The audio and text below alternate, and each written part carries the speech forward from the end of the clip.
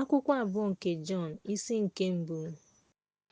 Onye ozi nke nwaanyị ahụ pụtara na ndụ na ụmụ ndị m hụrụ n'anya n'eziokwu, ọ bụghị naanị, kamakwa ndị niile na-amaghị eziokwu, maka eziokwu nke bi n'ime gị ma ga-anọnyere gị ruo mgbe ebighị ebi. Amara dịrị gị, ebere na udo sitere n'aka Chineke Nna na Onyenwe anyị Yeshua, Ọkpara Nna, n'eziokwu na otuto. Obi dị m ụtọ nke ukwuu na ahụrụ m ụmụ gị ka ha na-eje ije n'eziokwu dị ka anyị natara n'aka Nna.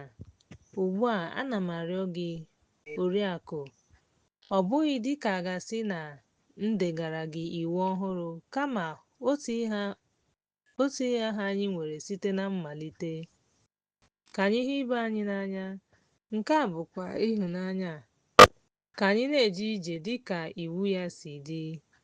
Iwu a bụ ka, dị ka ị nụrụ site na mbido, jee ije na ya, n'ihi na ọtụtụ ndị nduhie abatawo n'ụwa a, ma ha ekwupụtaghị na Yeshua abịawo n'anụ ahụ. Ndị dị otu a bụ ndị nduhie na ndị na-emegide Yeshua.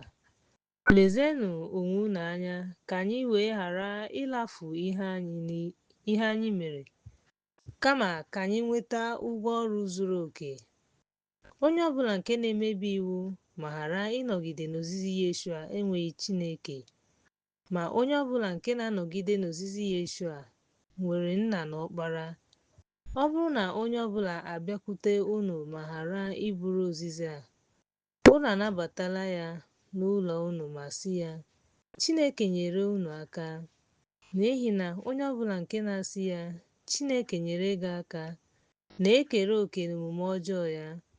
Ọ bụ ezie na e nwere ọtụtụ ihe m ga-edegara gị, agaghị m ede ihe a n'akwụkwọ, mana enwere m olileanya ịbịakwute gị ma kwuo okwu n'ọnụ ruo n'ọnụ, ka ọṅụ anyị wee jupụta. Ụmụ nwanne gị nwanyị ị họrọ na-ekele gị. Amen.